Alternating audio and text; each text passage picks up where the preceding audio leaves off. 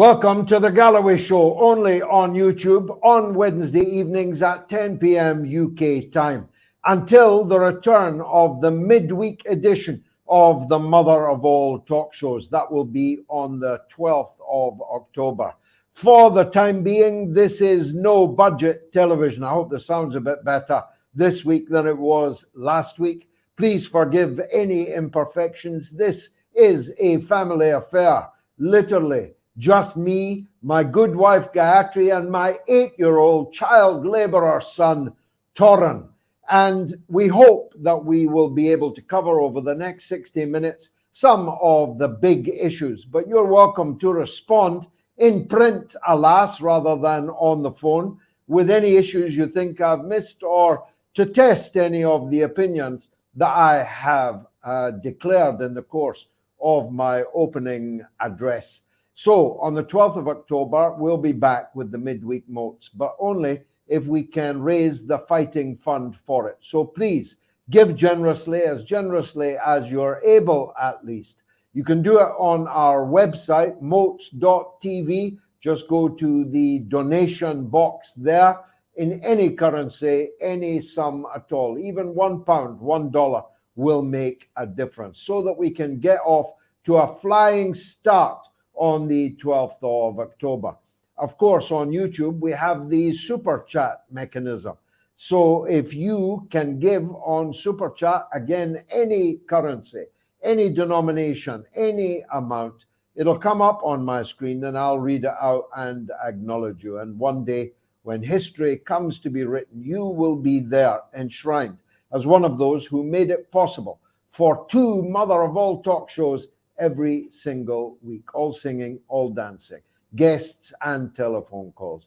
But you'll have to make do with me for the time being. Now lean in for the nugget. None of the three people contesting for power in the once mighty United Kingdom are fit for purpose. And I mean none of them.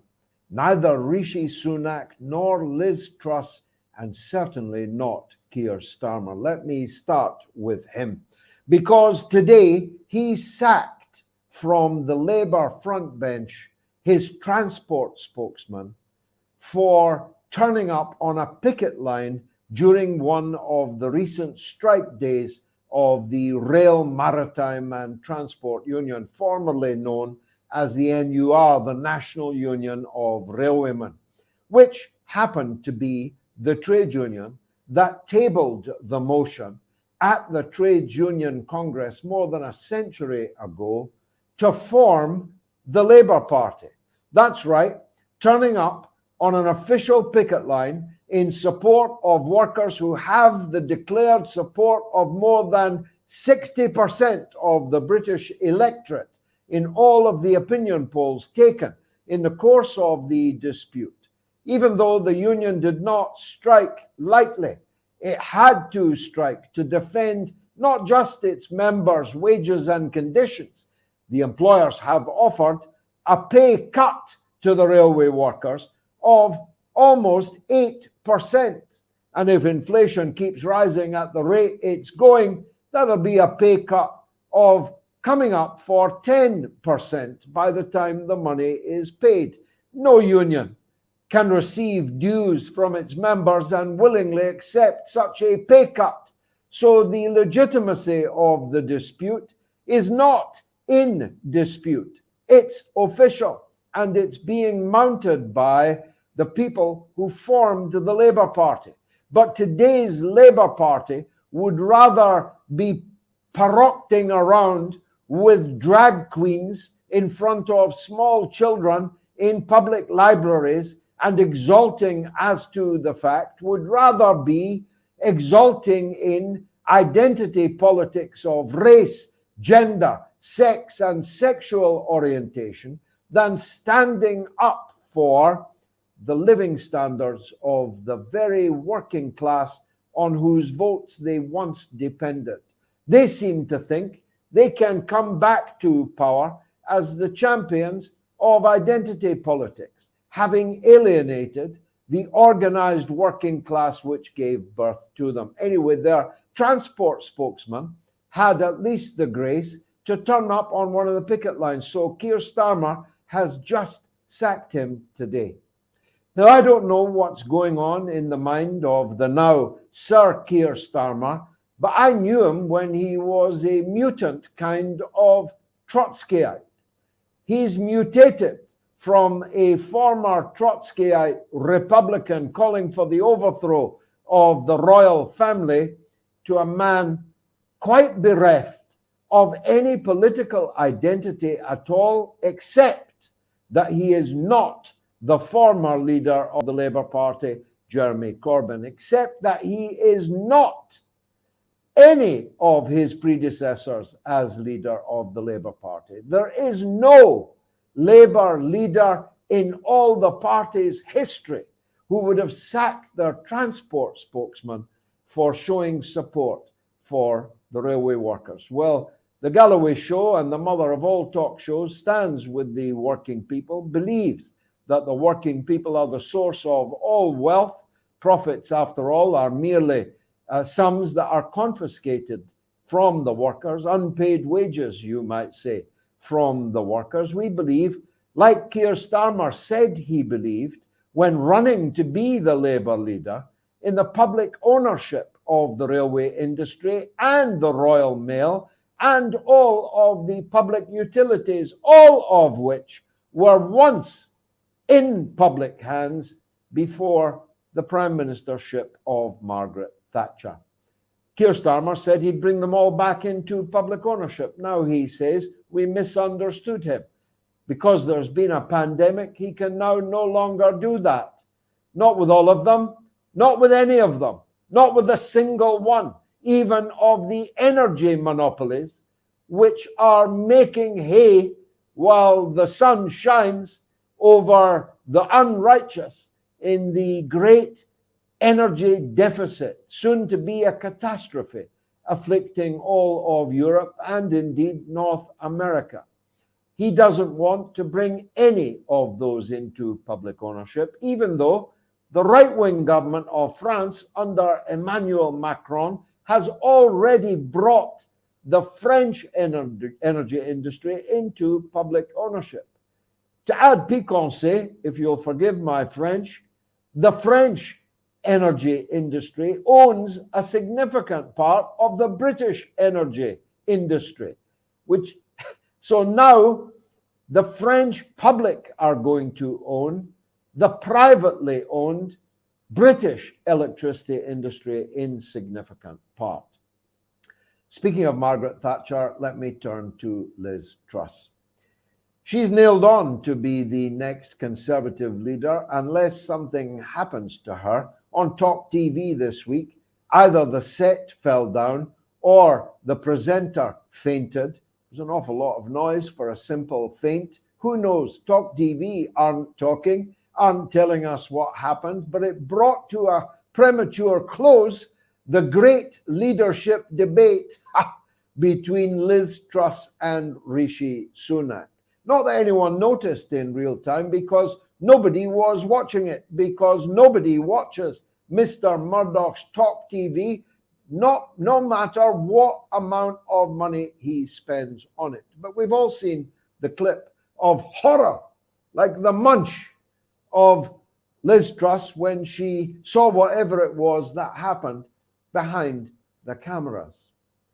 Liz Truss is the most stupid politician ever to run for high political office in my lifetime in this country. Now, I was brought up not to mock the afflicted, and I do so only because the premiership of the United Kingdom is something to have. It's something to be. And we are afloat on the waves like a cork tossing on the waves in the face of great national exigencies, which are, of course, partly global, but partly exacerbated by the role of the British state. So it matters that someone who is as thick as mince in a bottle is almost certainly the next Prime Minister of Great Britain. Now, I say almost certainly. The only thing that can rob Liz Truss now of the premiership is if Boris Johnson somehow finds his way back on the ballot paper, because it is abundantly clear to Tory party members, even to Tory members of Parliament, and certainly to the public, that the second order in the Conservative Party is of such woeful inadequacy that you've got to wonder what kind of madness it was that made them remove Boris Johnson from office in the first place. Now, I don't say this lightly, because I regard Boris Johnson in the lowest possible order. He's everything I've ever said that he was, and more, much more. Good manners precludes me from going into all of the things that I know about Boris Johnson, and yet he is still a league better than the two people in the donkey derby currently being conducted to replace him.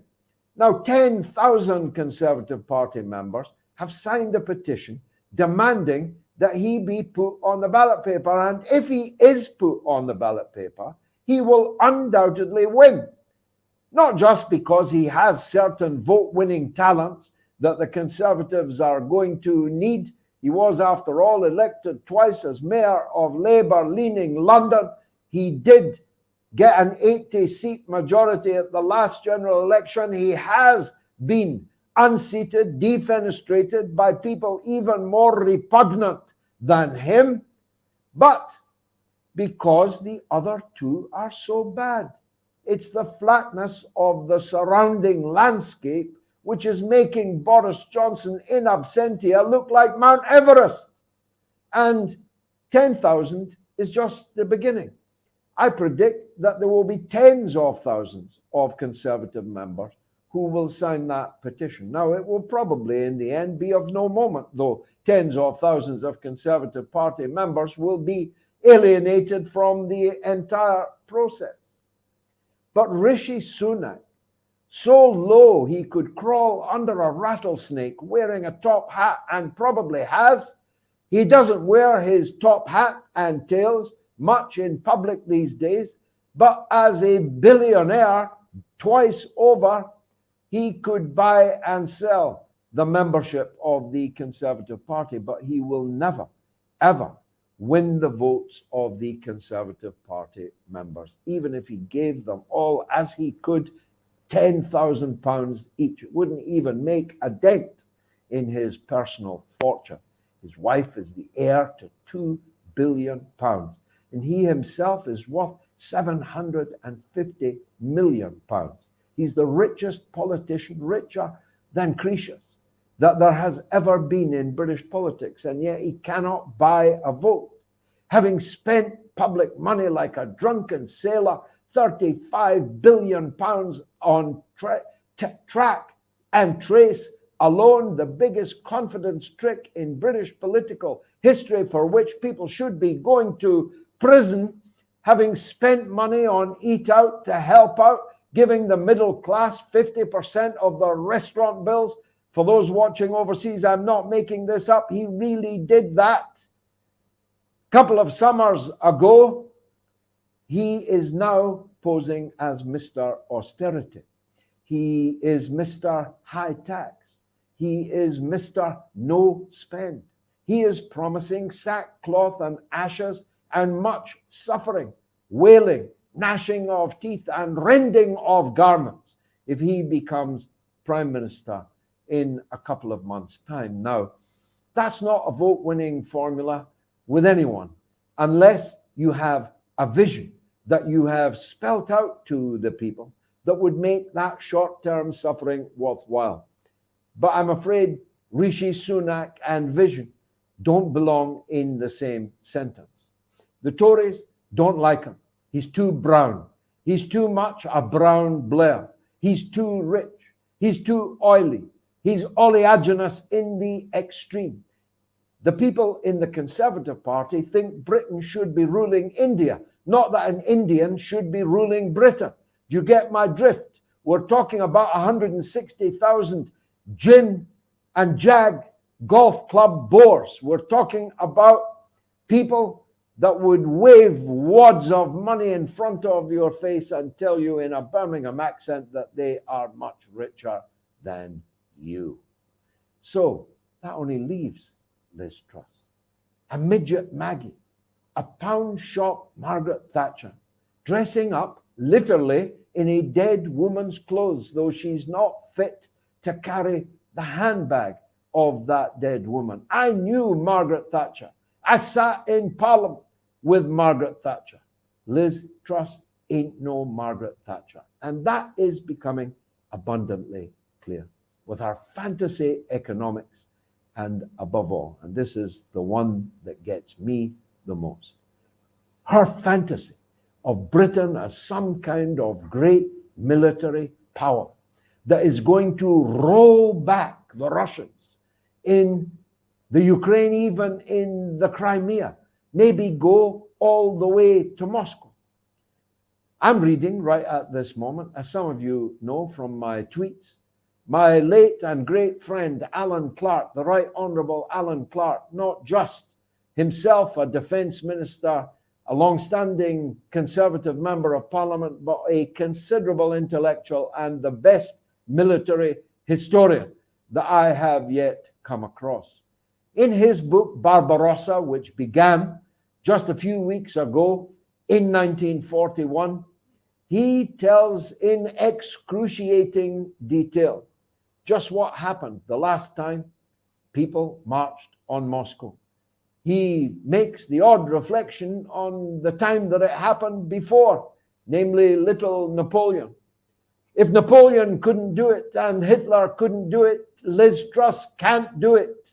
Trust me, the Russian people are unvanquishable and they are fully behind their government in the Ukraine conflict because their people understand that the so-called West has declared not just economic war on them, an economic war that has backfired spectacularly, but has declared a military confrontation with them under the rubric of NATO, but essentially the United States and the United Kingdom. All the others are either reluctant or are midgets. Germany and France are reluctant, the others are midgets.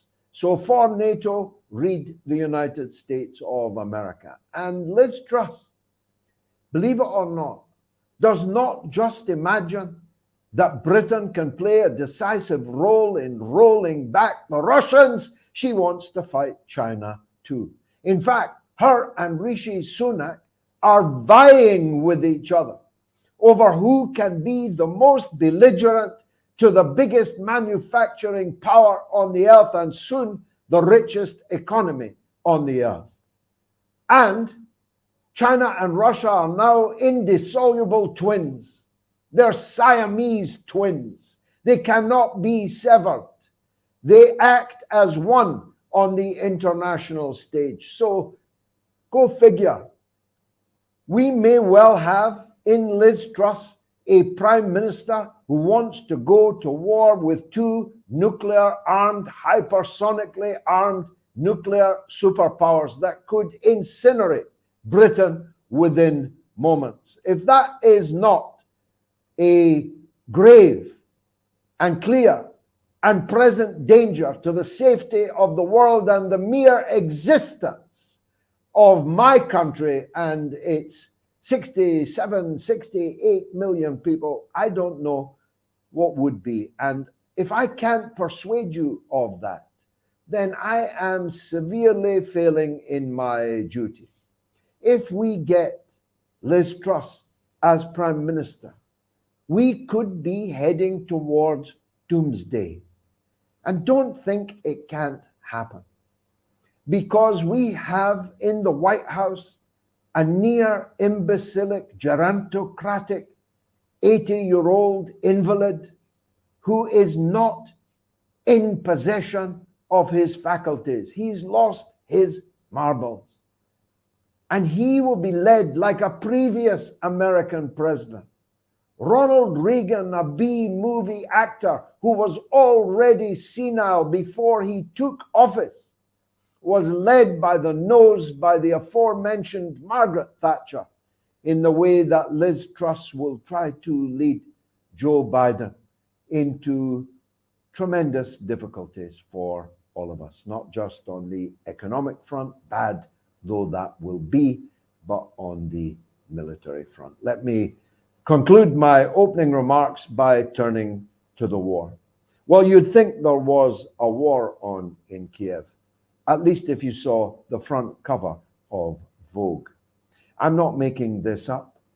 The First Lady of Ukraine is the cover girl of this month's Vogue, posing like a waif on the steps, surrounded by the sandbags of Kiev, like her husband did many times before for photo shoots.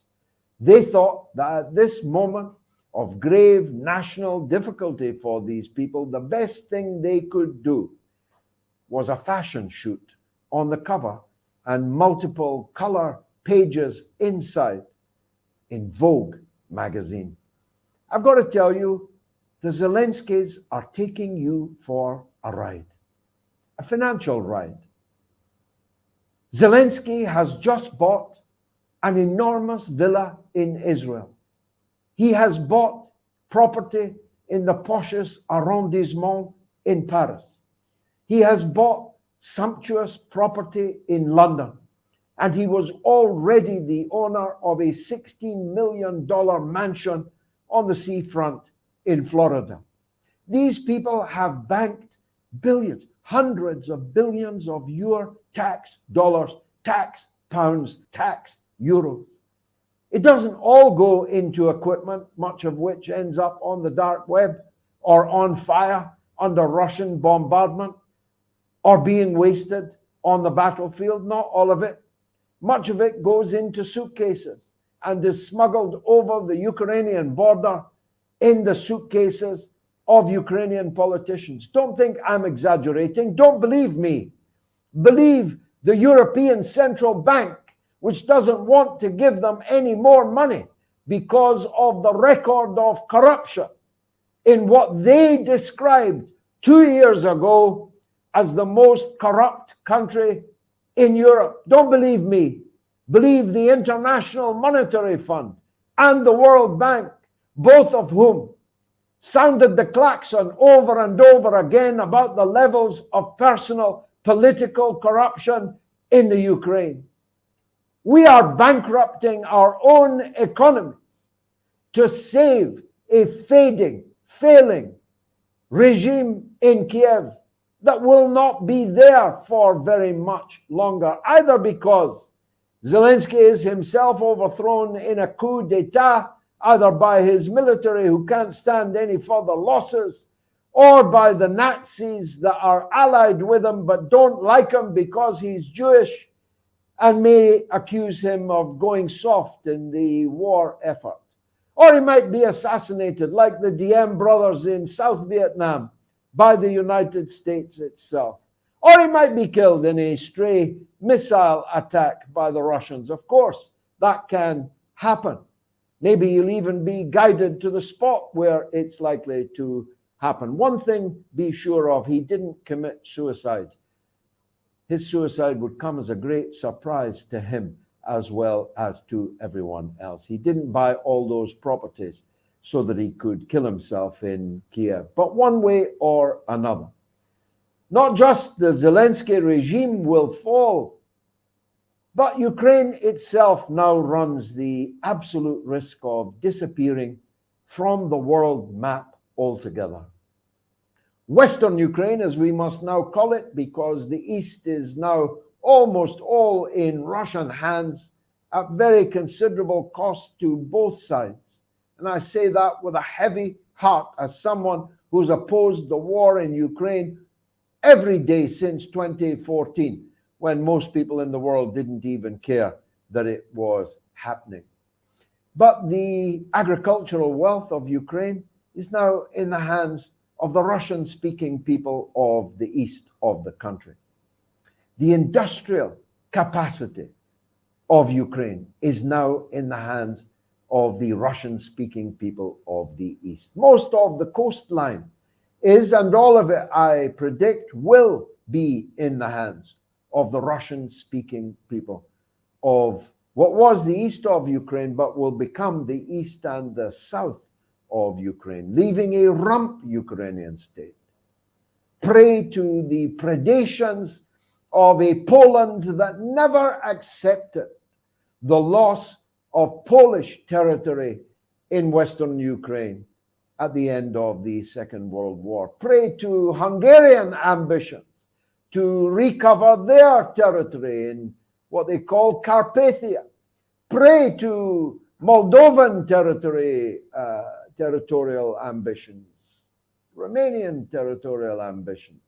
Western Ukraine is going to end up like Kosovo, a NATO protectorate, bankrolled by you, the taxpayer of North America, Europe, and the United Kingdom.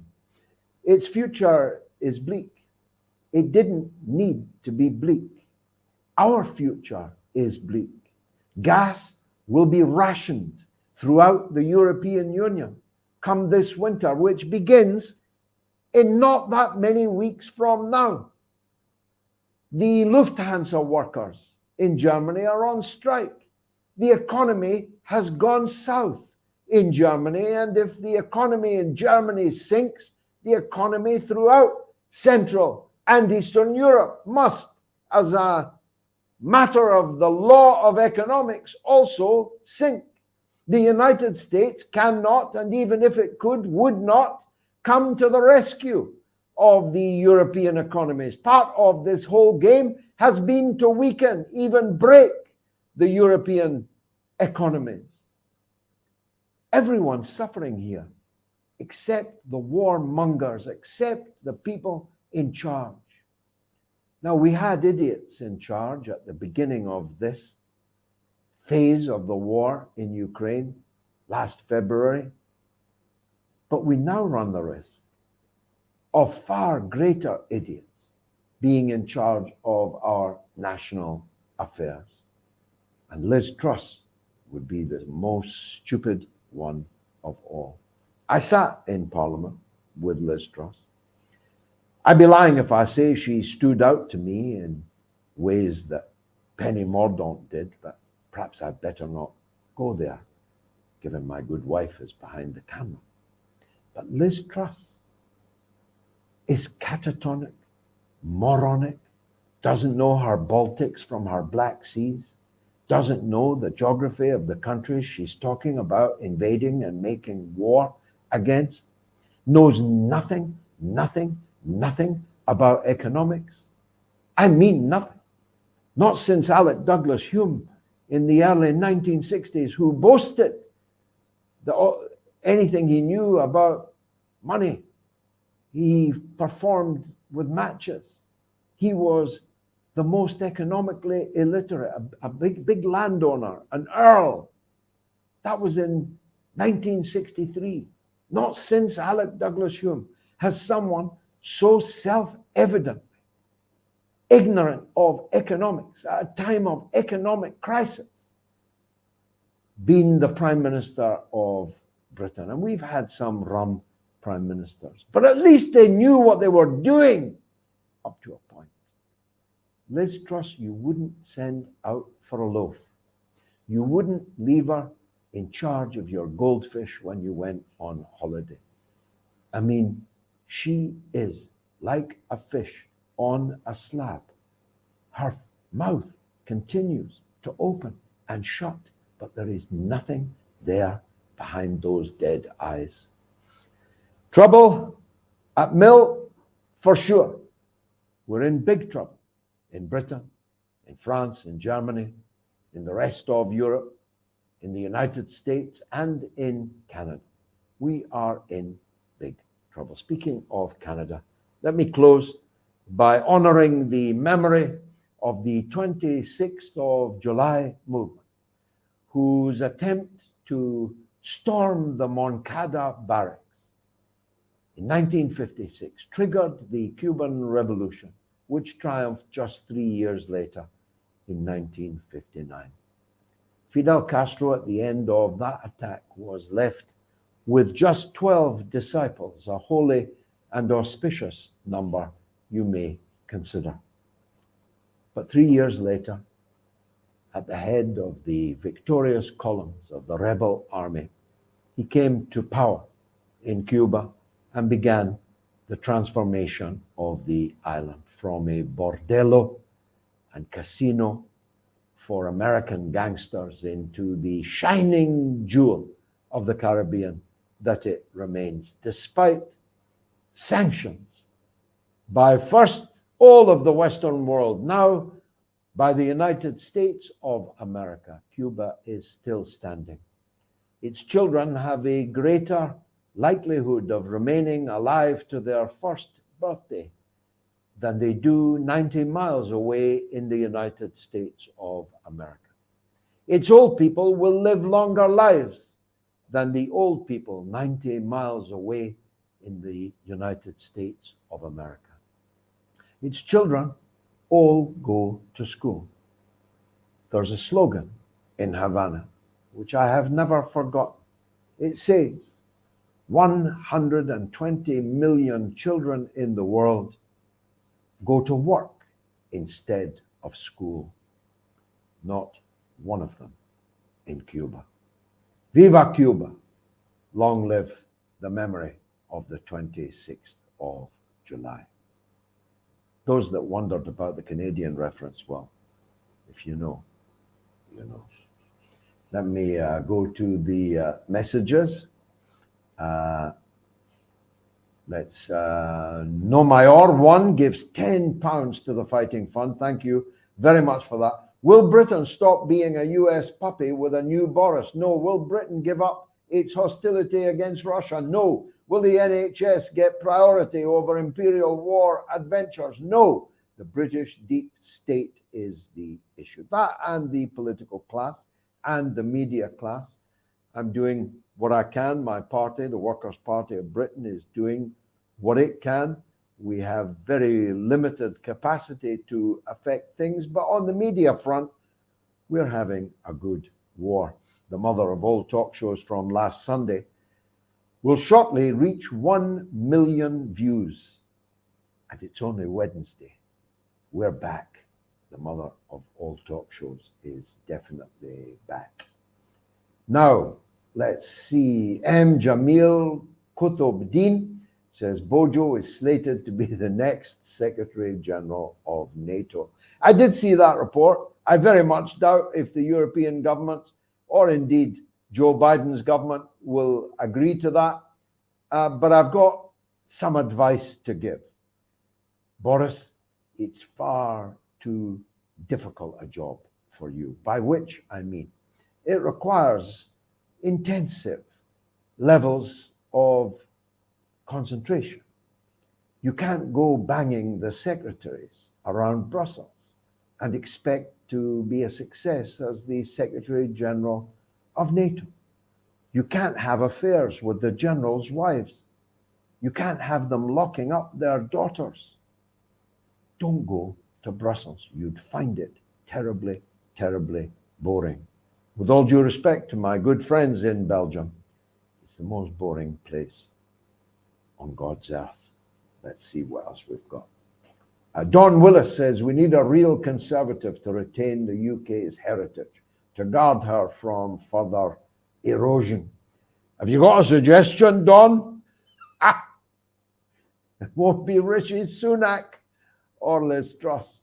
Trust me on that. Thomas says, George, that's the first opinion poll I wouldn't even participate in. A political joke at this stage. Well, I understand where you're coming from, Thomas, but if you ask me, would I rather have Boris Johnson than Liz Truss? The answer is an unequivocal yes. If you ask me if I'd rather have Boris Johnson than Rishi Sunak, ditto. And as they're the only three people that it can possibly be, and Boris Johnson's a rank outsider in that he's not on the ballot paper yet, I agree. But it's come to something when the choice available to the people of Britain is Boris Johnson, Rishi Sunak, Liz Truss, and Keir Starmer. Please. Let's see what else has come in. Winnie the Shrew, what a great name, says choosing between Boris Truss and Sunak is like choosing between the plague, rabies, and cholera. Maybe a bit extreme, but only a bit. Yusuf Ahmed says, why are Labour not backing the strikes?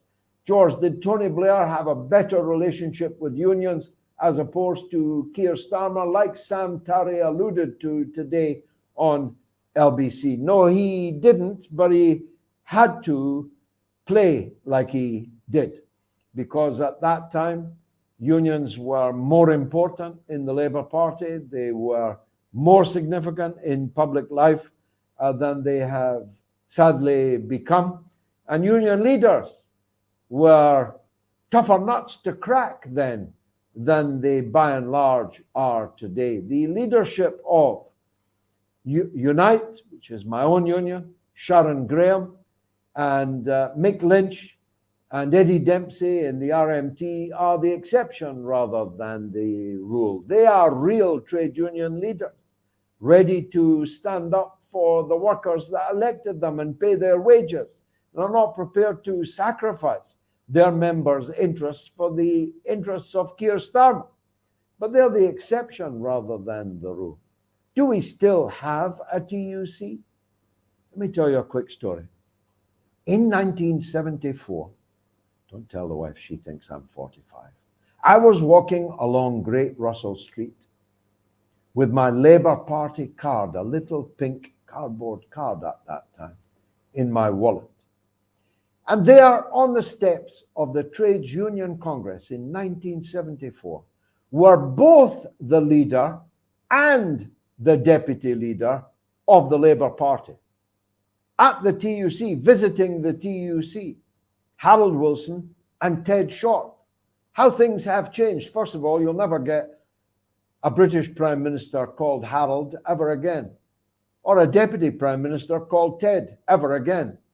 No British Labour leader and deputy leader will ever visit the TUC in Great Russell Street again, ever, because they're just not important enough to command the attention of political leaders of the stature of Mr. Wilson, who very shortly thereafter became Prime Minister again. I got both their autographs on my Labour membership card. I was the only person in Britain that carried around a Labour membership card with Harold Wilson and Ted Short's signature on them. Let's take some more. Tom McElvogue gives Australian dollars 20. Thank you, Tom. Go GG, you good thing. How can we as Australians help Julian Assange and stop kissing the US buttocks? Thank you, Tom, and thanks for the great support the Australian people gave Manchester United on their recent tour, and a big up to my good friends that are in Australia. I thought the ALBO might have done something by now to save the life of Julian Assange, the most famous Australian in the world, the greatest Australian in the world. Maybe he's working behind the scenes. I hope so. But it's not dark yet, but it's getting there, as Bob Dylan said. It's almost the 12th hour. It is already the 11th hour. If something isn't done, Britain will deport Julian Assange to decades, the rest of his life, in a maximum security penitentiary. We will never see his face or hear a word from him again. High stakes, Tom. It's about time the Australian Prime Minister stood up for his compatriot. After all, Julian Assange is guilty only of telling the truth, and nothing but the truth. Let's see if there's any more. Hugh says, hi, George, I'm to the right of you on a lot of things, but respect your opinion. How do we ditch first past the post and unseat the two cheeks? Thanks for that, Hugh. I have supported electoral reform, proportional representation all of my life. It's a paradox, but I want our electoral system to look more like the prevailing electoral system on the European mainland. In the Netherlands, for example, where my wife comes from, even the pensioners have got members in the parliament because they got some votes. Even the pet lovers have got some members of parliament because they got some votes. If you get votes, you should get seats in the parliament. I believe, for example, that in a nationwide election under proportional representation, I could get at least 5% of the votes in the country. That would give me 5% of the seats. That would give me 30 members of parliament, led by me. And my 30 members of parliament would make such an impact that our numbers could only grow. And a government would not be able to be formed without an alliance being made on a program that was agreed between them of a variety of parties. Let's assume, best case scenario, a Labour Workers' Party coalition government. We would only enter such a coalition with our 30 MPs if we gained in the negotiations over the programme substantial concessions on workers' rights, trade union rights, and foreign policy. But if we did enter into such a coalition, wouldn't that be a good thing? I've got at least 1 million supporters in Britain. The problem is they're not all concentrated in the same parliamentary constituency. They're spread wide but thinly. And under the first past the post system, it's very difficult. I twice was elected as an independent against the Labour Party under first past the post. But a measure of how difficult it is this fact. I am the only person in history to win 2 parliamentary constituencies as an independent. Just ponder that fact. Now, Michael Kelleher says, good evening, George. In relation to the war in Ukraine, the Western mainstream media is like a gambling addict. When they go to the bookies, you always hear when they win, but you never when they lose. It's right. Look, it's not just because it's illiberal that I protest the reign of terror being waged in the media against independent voices. It's not just because it makes a mockery of any pretense that we are the lands of the free, that we are free societies. There's a guy just been sanctioned, and his assets, I've no idea if he has any assets. I'd never heard of him, never seen him, never read of him. But he's just been sanctioned by the British government. His assets seized because he's reporting from the Donbass, and the British government doesn't like the facts and opinions that he is expressing. How's that for a free society? It is a reign of terror. It's not just because it makes a mockery of what we claim our society would be that I oppose it. It's because, as I've said to you before, if you don't know the other side of the story, how can you know that your government side of the story is the right one? How can you know? Look, did you miss the Iraq war? When they told you we had to go to war because of weapons of mass destruction? Did you miss the fact that they were lying? That they could not be depended upon? And that therefore we did the wrong thing? And that we're still paying the price for that wrong thing, and will throughout the lifetime of the youngest person watching this show this evening. Keep donating, please. I appreciate it. Vincent Sandoval says, Zelenskyy is going to end up hanging himself with a paper t-shirt like Epstein. Him and Ghislaine Maxwell. Did you see that picture of Hillary Clinton tampering with the security cameras in the low security jail that Ghislaine has now been sent to? You thought it was a joke. Ghislaine's suicide will come as a big surprise to her too. Just JC says, from the beginning of the war, when Sean Penn went over, I suspected this a wag the dog type movie production. After the Vogue spread, I am convinced. I know exactly what you mean. And it looks that way, but real people are paying the price for it with their blood. They're the ones whose guts lie on the ground in the war zones of Ukraine. It ain't no joke, even if the Zelenskys treat it like one. Anything else, Gayatri? Gayatri and Torin are operating this. Chika Boom Boom 2 gives $10. Thank you, Chika. Britain and the US has to vote on which devil that will send us all to the lake of fire. Very well expressed. Did you ever imagine that it would come to this? That the Anglo-Saxon alliance, Anglo-American special relationship would be led by Joe Biden and Liz Truss? Did you ever see that coming? Viva Che and Fidel and all the Cuban people who have suffered under 60 years of the blockade. Thanks, Ossie. A lot of people are asking me about my time with Fidel. I spent hundreds of hours in his company. I wrote a book, the Fidel Castro Handbook. You can get it from Amazon or you can get it signed from my shop. What's the shop address? GeorgeGalloway.shop.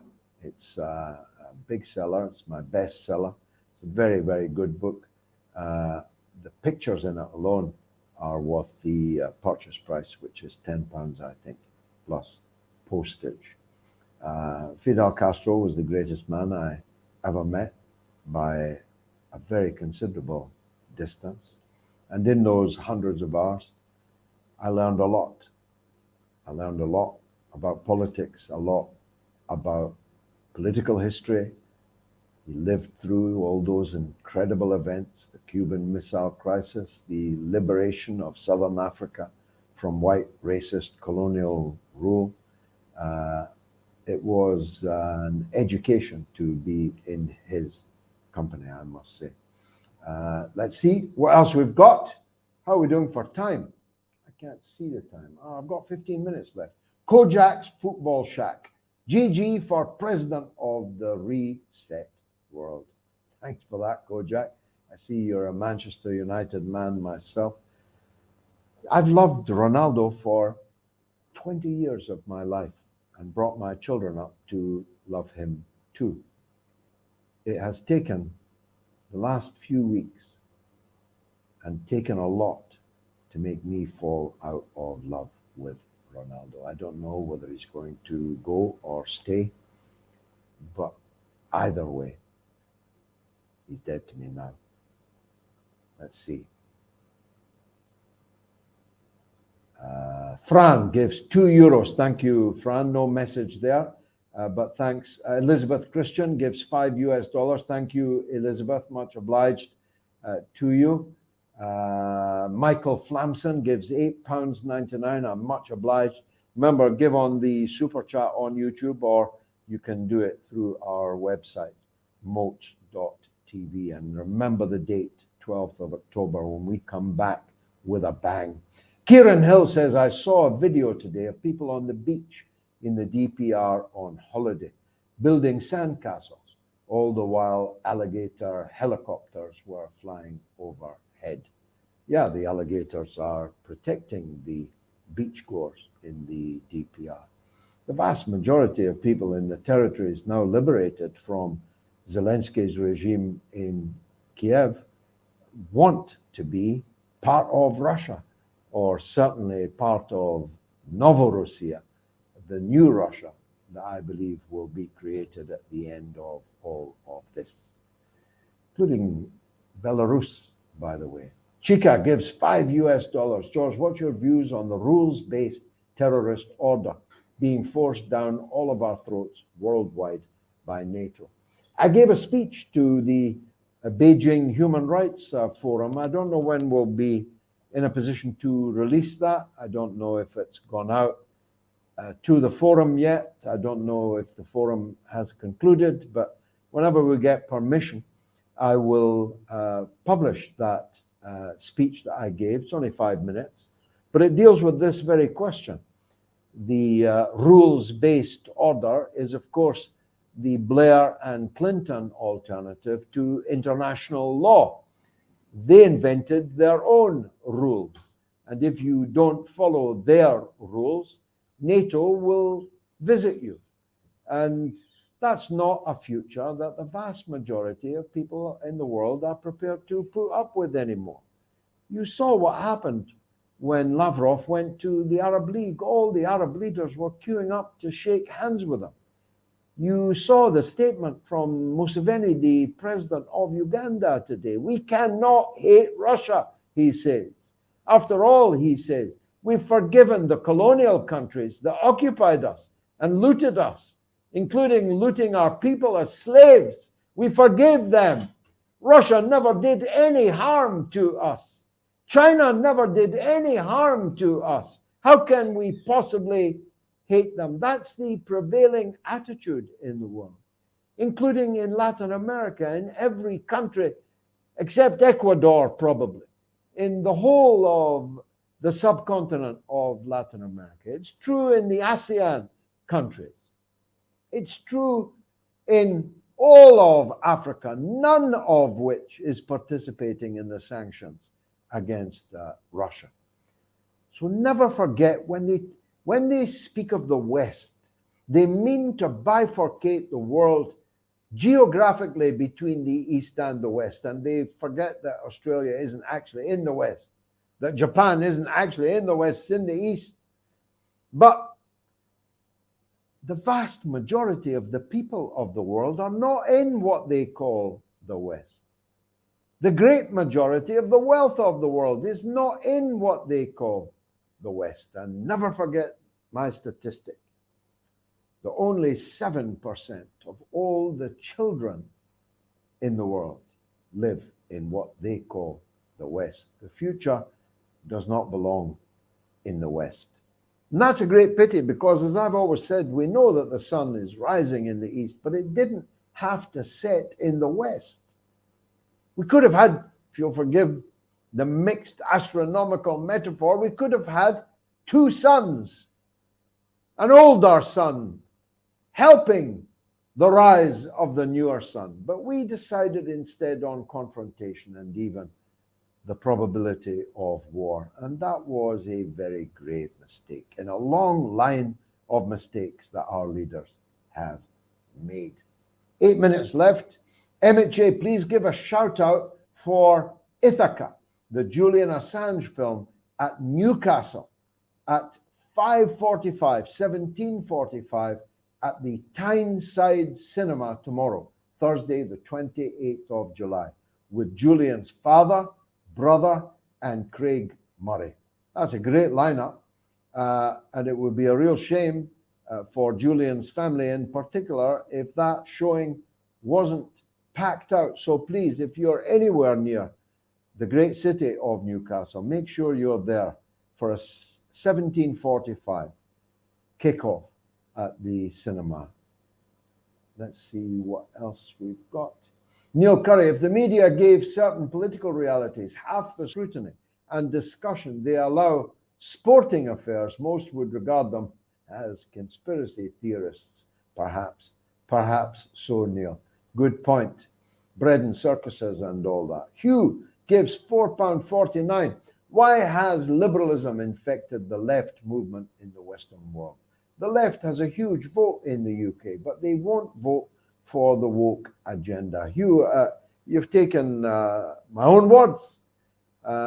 If the left had a mass party that did everything it could to unite the working class in this country rather than divide it on grounds of race, sex, gender, sexual orientation. I saw Kamala Harris sit down at a meeting in a video yesterday, the Vice President of the United States say, I'm Kamala Harris, pronouns she, her, I'm a woman sitting at a table in a blue suit. This is the kind of woke madness that the Americans have exported to us, and we have gobbled it up like chloride chicken. We've gobbled it up with all of the side effects of chlorinated chicken. It's enough to make you sick, Hugh. Thanks for bringing it up, if you'll forgive the pun. Pessy says, I recommend everybody go watch Graham Phillips' videos on YouTube and give their support. He is very much reporting the truth from the Donbass and give the suffering people a voice. I'll take your word for that, Pessy. I haven't myself watched them. What I'm going to say unequivocally is, however one-sided Phillips's videos might be, they cannot possibly be as repugnantly one-sided and mendacious as that which has been spewing out of the mouths of virtually every journalist and broadcaster since this crisis began. Let's see. Winston Fahrenheit. What a wonderful name. £5. The US, NATO are like mad punters doubling down on their losses. Also is Fidel Castro the father of Justin Trudeau. If I knew that, I couldn't tell you. And if I told you, I'd have to kill you. Let's see. Paul Jackson says Thatcher went to hell. She was only there a week and she shut down 7 furnaces. Very, very good. Very good. I hope she's still there in the 7th circle, suffering for all her sins. Abby Chappie gives £10. Thank you. Keep up the great work, George. Hopefully people will start to wake up to what the US is at. Well, I put it this way, that whilst we are, of course, a minority, I'm not going to pretend otherwise. I'm not saying the majority in any country in the West agrees with my general take on things. But more people know the truth now than have ever known the truth in all human history. Because we can let our fingers do the walking. We can find the truth. People can find the Galloway Show. They can find the mother of all talk shows. In fact, it's your responsibility. Let me task you with it now to bring me 5 other viewers. Tell 5 other people where they can find the mother of all talk shows, which will soon be a twice-weekly affair, given the tremendous generosity of the viewers. 5, right? 5 more viewers. Tell 5 more people where they can find. Can you imagine the exponential growth in knowledge that that would create? Just think about that. 2 minutes left. Bok Jan Duma gives €10. Bauke. My wife's from the Netherlands, so she never lets me away with an improper pronunciation of Dutch names. Bauke Jan Duma gives €10. Pompeo and Bolton tweeting and egging on Pelosi to show who runs US foreign policy, the US or China. China may conclude it better to create a fait accompli before the former 2 psychopaths come into power. What I will say is this: China will take military action if Nancy Pelosi travels to Taiwan. You can put that in the bank. China will take military action if Nancy Pelosi is sober enough to fall out of her bed and get on that plane to Taiwan. It will be a grave, grave mistake, which will change the course of the world, and for Americans, not in a good way. One last one, Gayatri. Still got a minute left. Eric Suarez gives $5. Thanks, Eric. President of Mexico went to the USA to offer a plan for economic growth, and they responded, trying to take our resources. Thankfully, Eric, Mexico has a president now worthy of the name, as increasingly do virtually all of the countries of Latin America. One last one before I bid you good night and take my hungry son for a burger, a meat burger. We'll never eat insects, not on the Galloways. Ossie Weinert says, thank you to Gayatri and young Master Galloway working behind the scenes. Ossie, thank you for that. And thank you all for watching. Please spread the word. Please keep donating for the launch of the midweek modes on the 12th of October. And turn up for the mother of all talk shows on Sunday at 7 p.m. UK time. It is the Open University of the Airwaves. And that is something to be, and you'll discover some merchandise by which you can tell everyone that you too are a graduate and alumni of the Open University of the Airwaves. Thanks very much for watching.